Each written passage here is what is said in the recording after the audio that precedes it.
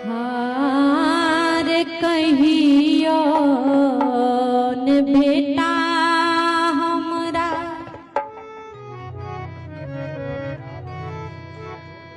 बाबू कही के बुलैला हो रे।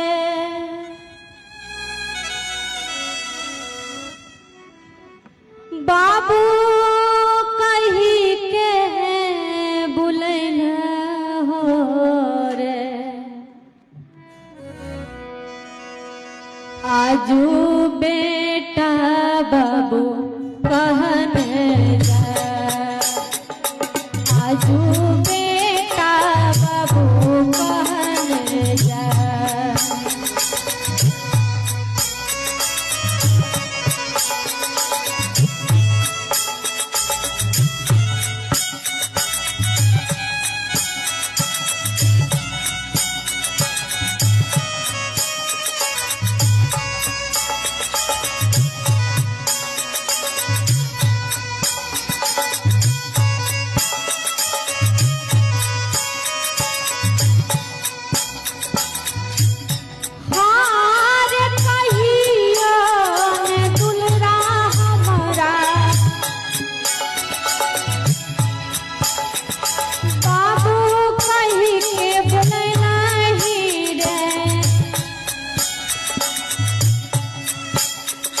बाबू कही के बुलैला हे।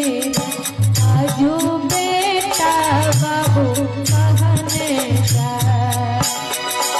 आजू बेटा बाबू कहने जा।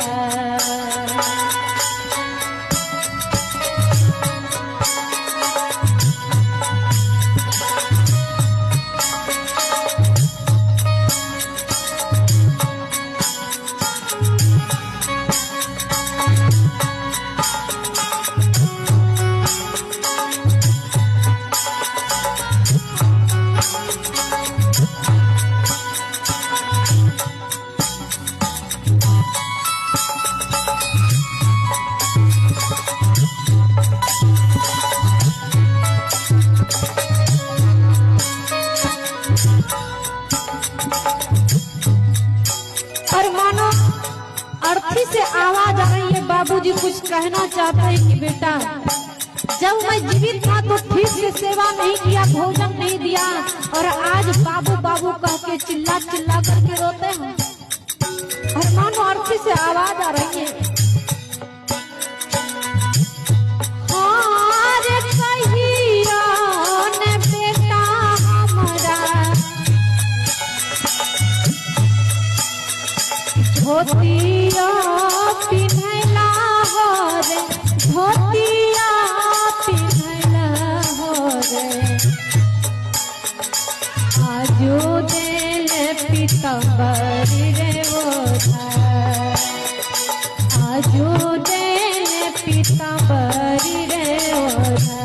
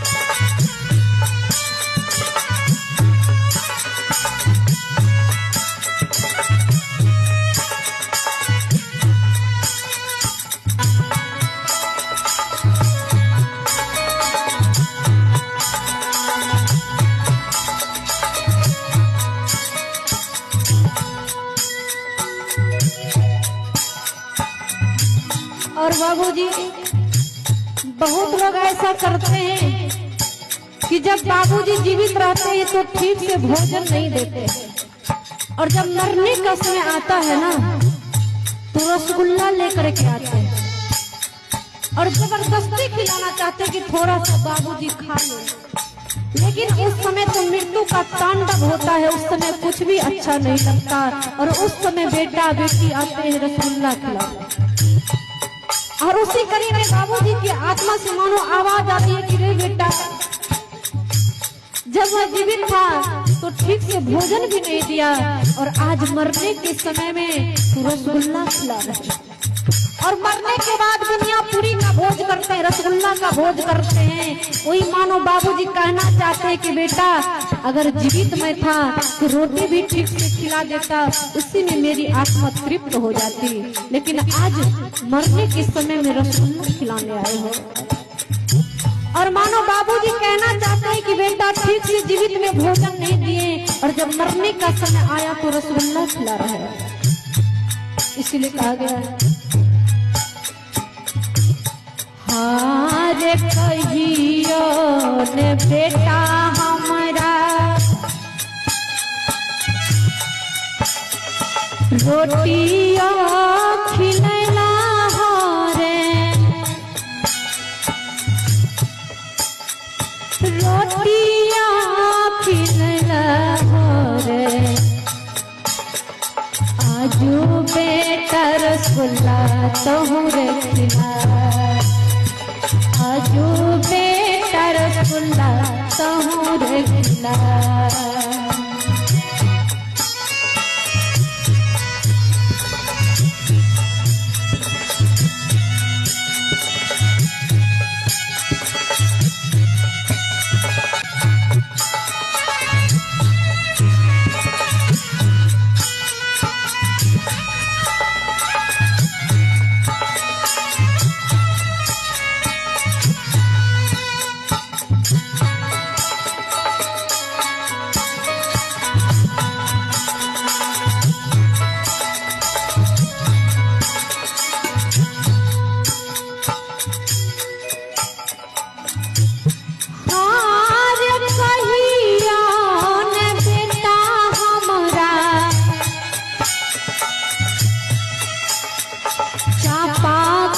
पर नहैला हो रे, कुइया पर नहैला हो रे, आजू बेटा गंगा जी मेरे भसा, आजू बेटा गंगा जी मेरे भसा।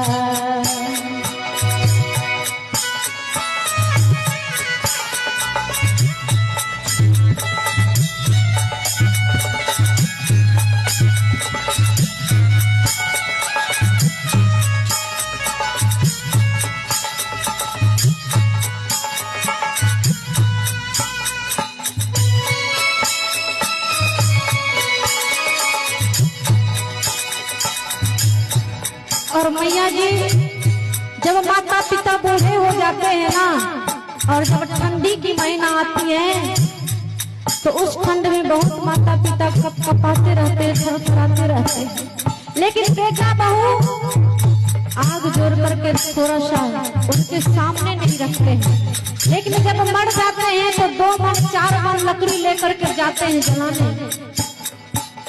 तो उसी समय मानो बाबूजी कहना चाहते हैं कि बेटे, हारे कहियो ने बेटा हमारा अगिया तपैला हो रे, अगिया तपैला हो रे, आजू देले आगी मेरे जला, आजू देले आगी मेरे जला।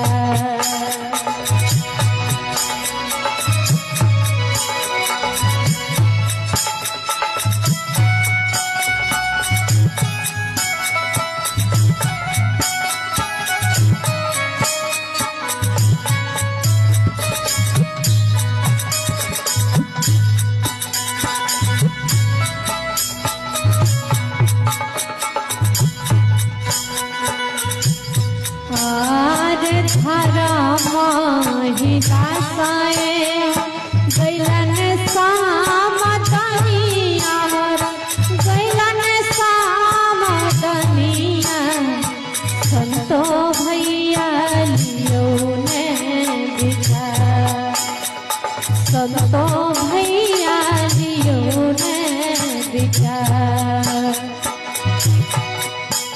अहोरा मधारा माई दासाए गैलन सामदानी अहोरा गैलन सामदानिया संतो भैया जियो ने विचार संतो भैया जियो ने विचार हारला मारो कटेला सेवा पूरी नाही आई बैबा पूरी नाही आई बे फेरू में मानो सया बता फेरू में मानो सया बता फेरू में मानो सया